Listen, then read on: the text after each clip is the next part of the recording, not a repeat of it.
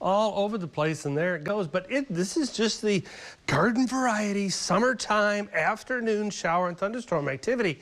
It produces a lot of lightning, brief downpours, and some gusty winds, and and look how they pulse. I mean, they grow up and then they die so quickly on the screen. You see just whoop, and then they go away because they're just basically growing and they get as big as they can. Our atmosphere is wet, and that means it's got a lot of moisture in it for fueling these things, but our atmosphere is not mean. It doesn't have a lot of the necessary ingredients to develop strong, tall thunderstorms. No, these are more shallow and just produce basically, as I said, a lot of lightning and those brief downpours, and then they just die away very fast.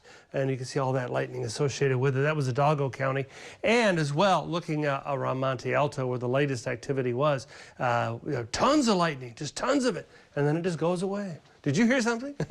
And then it's done. Now, looking at South Padre Island, again, we look at future radar. This is the next 2 hours. This is basically radar and looking forward with it, and nothing to threaten the launch there, so that's a good deal. Overnight tonight, 75 degrees and partly cloudy. Our forecast for the morning hours, no problem for anybody going off to school. And then you've got rain and rumbles in the afternoon, though. Just sort of a repeat of what we've had today.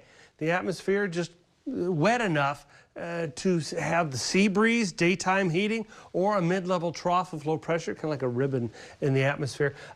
Any one of those things, or all three, helping to spark off this rain and thunderstorm action. 96 Weslaco for you, 98 McAllen for you tomorrow, 90 Port Isabel and Port Mansfield.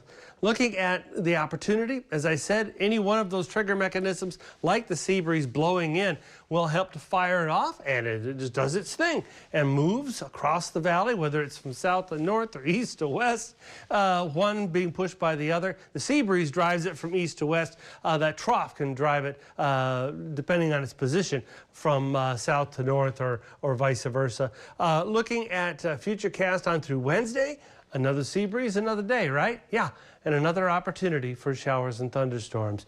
We're not expecting severe weather out of any of it, but we could definitely have some, isolated street flooding episodes out of it at any time, anywhere. Then we take a little break. High pressure comes back in charge, and the high pressure says, not on my watch, and boom, just closes everything down with sinking air, and we've got nothing for 3 days. But then at the end of Labor Day, or toward Labor Day itself, we'll get back into some afternoon showers. 1/100 to 1/4 of an inch of rain expected valley-wide. That's all we have for you, but isolated heavier amounts will be possible through Wednesday. And if you're wondering, why are we getting so many of these episodes? Because we're headed to the wettest month of the year, September, where we get anywhere from more than 4.5 inches at McAllen to about 5 3/4 inches normally for September. So that just lets you know. All right, 7-day forecast shows that indeed we are talking another episode tomorrow and the next day for afternoon showers, and then a break heading into Labor Day weekend. There's nothing out there in the tropics that's going to threaten us now through the Labor Day weekend. Nothing at all.